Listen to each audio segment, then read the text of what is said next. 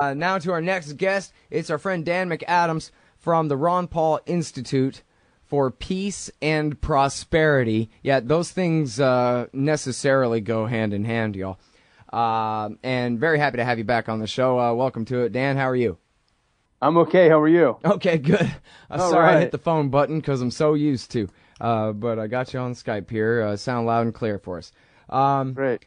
So listen, great journalism here. Thank you for writing it. Bothers the hell out of me. U.S. turns blind eye to Lugansk massacre, and it's really remarkable. Not just the killing of the people, which you're going to tell that story too, but the unreality of the narrative. This is one of those that's pretty far to the distribution curve of how kooky the official narrative can be and still be the official narrative. But anyway, first of all, what the hell happened in Lugansk on June the 2nd, Dan?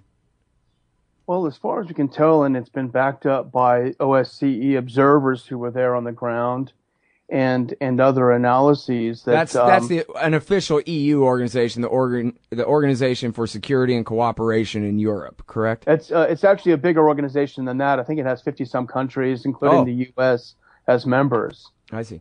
So it's a big group, and they had a monitoring mission there, and they saw it as well. And to everyone who looked at it, who analyzed it, it looked like a missile shot from a Sukhoi fighter jet into the regional administration building. And, it clipped the top of the trees in a park across the way before it went in. And it killed, I think, at least 5 or 7 people, I think.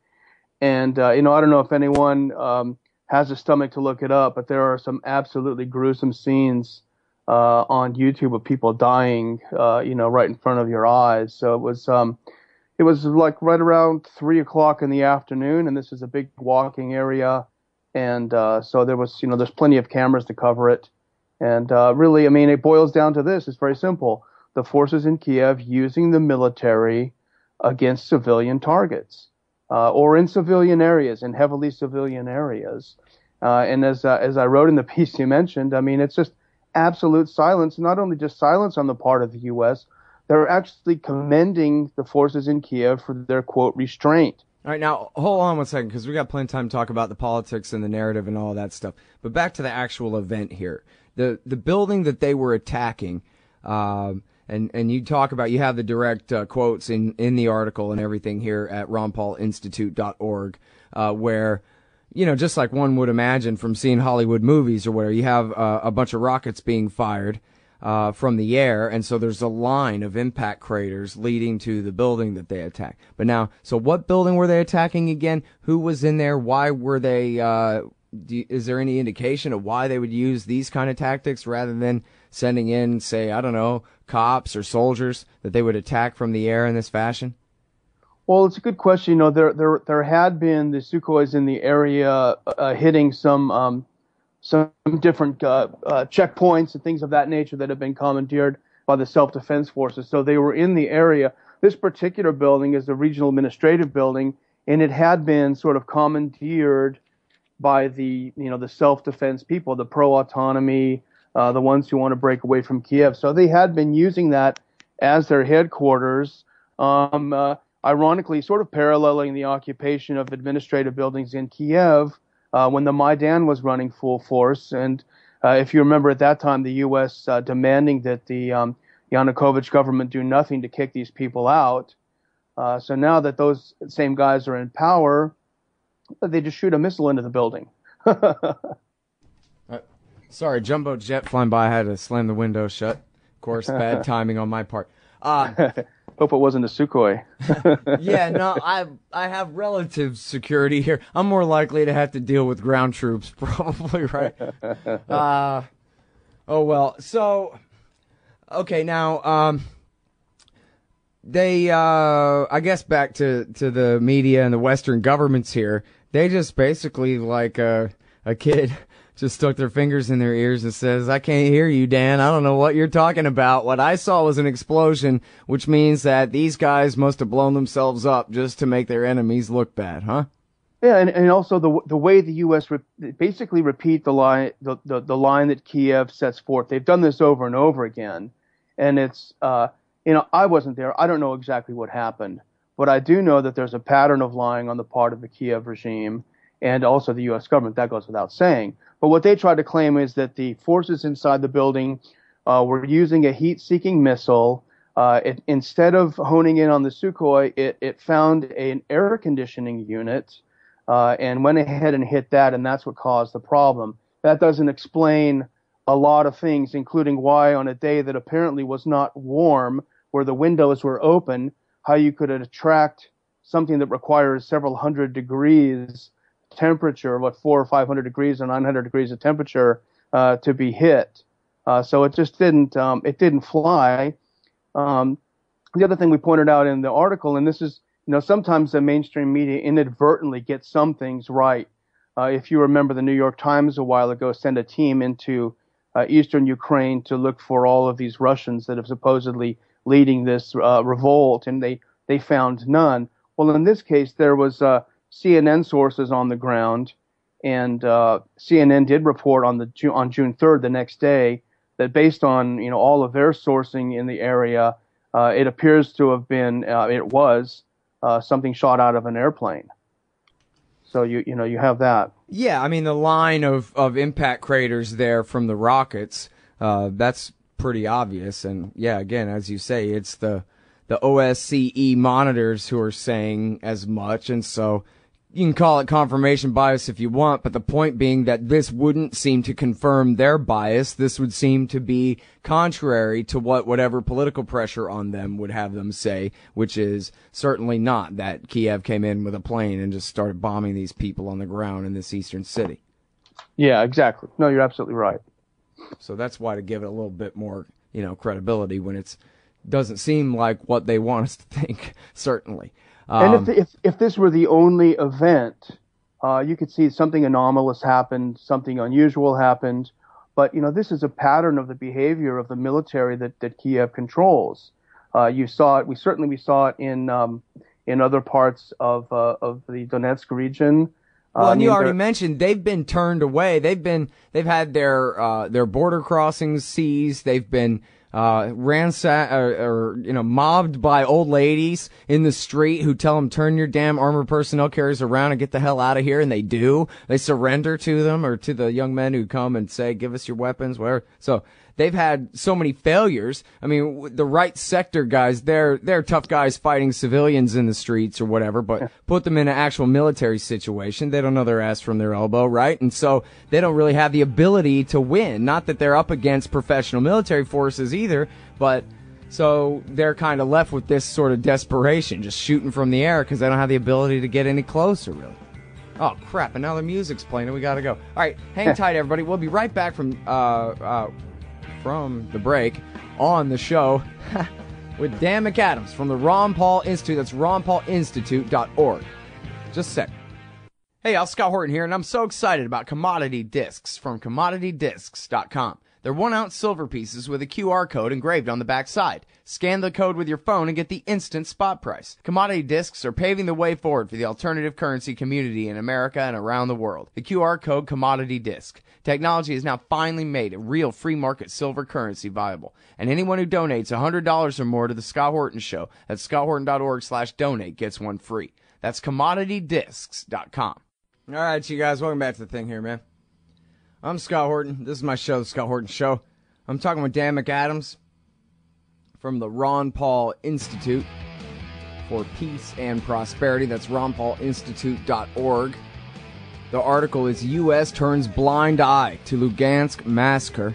It's running today at antiwar.com as well. I believe it's the spotlight today at antiwar.com. Yes, indeed. And so, I'm sorry, Dan. Where were we in the Kiev Putsch government's attempts to put down the, I guess, voted and declared independence of eastern Ukraine or parts of eastern Ukraine here? Yeah, well, we were talking about the propaganda, but what's funny when you talk about votes, if you notice, Dr. Paul's weekly column came out late last night, early today, and he makes a great point that the U.S. really only recognizes elections when the candidate it wants wins. You know, so when you have a vote in Syria, I don't want to get off topic. When you have a vote in Syria where it's obvious that millions of people went out and expressed their support for the current president, as the CIA has expected, and as all opinion polls have suggested. Kerry says that was a big zero. That was a non-vote. But that because millions were not able to vote, they said. Of course, those were in the areas that were controlled by the U.S.-backed rebels. But in Ukraine, a few weeks ago, when you had this vote, where also millions of people were not allowed to vote, were not able to vote, the U.S. hails it as this great, victory for democracy. And so you had the same thing when you talk about, Crimea voting to rejoin Russia. Right. And look at Egypt, too. And Sisi just won this so-called election, which was nothing but a joke after he overthrew the government a year ago and has been chief field marshal ever since.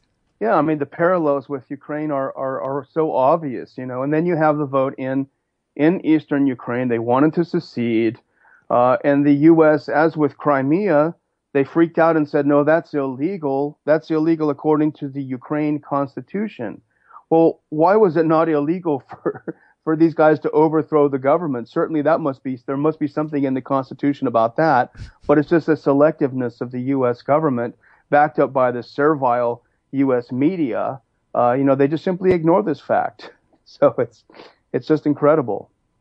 Yeah, well, I mean, the thing of it is, though, John Kerry seems to be not just the guy spouting all this stuff. He's the guy who believes it the most, and everybody else is just shaking their head. I mean, I guess there are a lot of people who are undecided because they just don't know the first or second or third thing about Ukraine at all, so they don't know. But does anybody believe what John Kerry says because he's the source for it?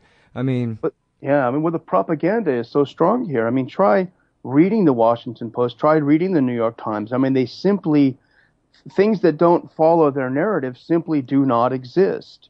They just simply don't report it. And this goes back to what we were talking about earlier, the bombing in Lugansk, the current shelling over the last couple of days in Slavyansk area, where a number of people have been killed. And frankly, the place is starting to look like Yugoslavia down there. It's just simply not reported in the U.S. media. It just doesn't exist. So unless you spend, hours like I know you do, and I do as well, scouring alternative media, sifting out reports that you think are not easily backed up and trying to find some alternative, you just simply don't have the information. It just doesn't exist. You control reality. It's like an electronic memory hole. It's very frightening. Yeah, no, I mean, and it really is, especially in this case where, this is one great example, and you actually had a great write-up on the media cover-up of what happened in the Odessa massacre, which I believe we talked about that at the time as well. Yeah. And as you mentioned here too, where the media just outright refuses to acknowledge the truth about it, and they will just, go right ahead and report the opposite to be true. I forgot exactly. I'm trying to find it as I'm blabbing here in the article, but I think you linked to a Washington Post or a New York Times article where it says, here it is. It's, seen to have been done by pro-Russian rebels. It's just like, seen to have been, huh? Whatever. When it's so obvious that that's not the case, but they just toe that line no matter what. And every time they report it as if these, whatever you want to call them, anti-Kiev, pro-Russia, pro-secession, whatever you want to call them, but they always make it out as if they're always shooting themselves, they're always bombing themselves, and it seems to conveniently fit into their narrative. But what else is interesting today, Scott, and I don't want to get ahead of us, but this is talk about the hypocrisy and the irony. Starting, I think it was today, NATO is leading a Operation Saber Strike in Latvia, where you have thousands of NATO troops conducting serious exercises right on the border with Russia. There was a B-52 flyover today. If that's not provocative, I don't know what is. But it's completely ignored here. But yet, if you remember, when Russia was holding exercises on its own soil, the U.S. demanded that they cease and desist and get these soldiers out of there. So the U.S. does have military now in the Baltics participating in this military exercise, this practice military exercise. And so it's just the hypocrisy is astounding. Well, and the level of danger is incredible. Ray McGovern's coming up, and we're mostly going to cover the Liberty, but he wants to talk a little bit about Ukraine, too, former Soviet expert and Russia expert in the CIA. And he and Eric Margulies, who also knows a hell of a lot about that area going way, way back, they are outright comparing this and not being hyperbolic. They don't think anyway.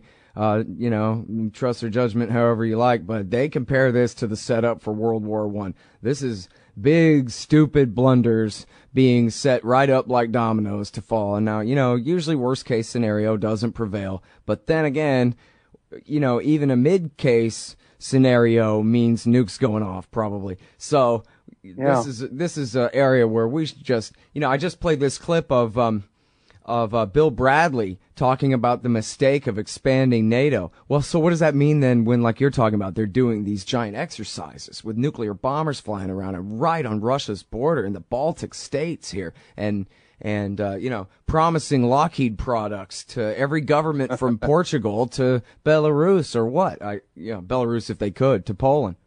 Sure, absolutely. What's even more astonishing, and I've asked myself this, I'm sure you have too, is how did these guys get away with it in World War I, especially World War II? I mean, how did these Germans go along with what was happening? How did they not, rise up against this dictatorship that was emerging?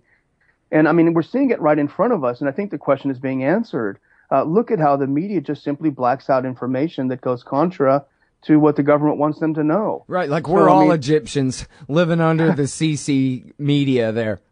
Yeah, I mean, I've often wondered how it happens, and that must be how it does happen. You just keep the people ignorant of it. You just keep waving the flag and saying we're fighting bad guys, we're fighting evil, and here you have it. I mean, I don't know any other way to explain it or to understand it. Well, I mean, that's the book of 1984 in a nutshell. Everybody always focuses on the cameras and the telescreen and all that because that's the most personal part of it. But the whole backdrop of 1984 is permanent war. World War II forever. Not atom bomb war, but World War II level warfare forever and ever and ever, so that they can take any excess wealth that you could use to improve your own life or your own society and sink it in the ocean or blast it off into space, as he put it, in the floating fortress aircraft carriers and all this.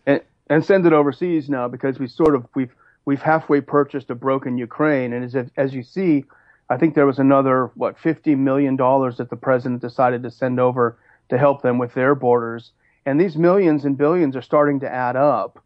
It's not enough to shore up Ukraine, which needs 50 or 60 billion or more dollars to survive the year. But it's enough to sort of keep certain things moving, and it's enough to be more of a drain on our economy.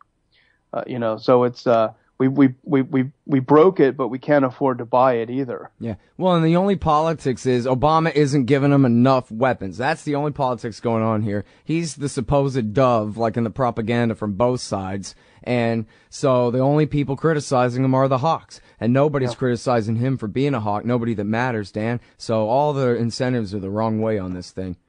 And what about the hawks who warned us that Putin was just verging on an invasion? It was imminent. I forget that guy's name, but there's some goofball who writes in Forbes who, every day breathlessly writing about how the invasion was imminent, They get these things so totally wrong, and they never lose their columns, it doesn't seem. Right. But what about that? What happened with that, Well, and like you're saying about their debts, Putin would be crazy to try to take eastern Ukraine now. And I think this is part of what Ray is going to say is it still could happen if we force the situation and make it that bad that he really has to go ahead and cross the line there. But still, the whole narrative that he's on the offense here still wouldn't apply, even if he did take, eastern Ukraine here in a little while. Yeah. Oh, man.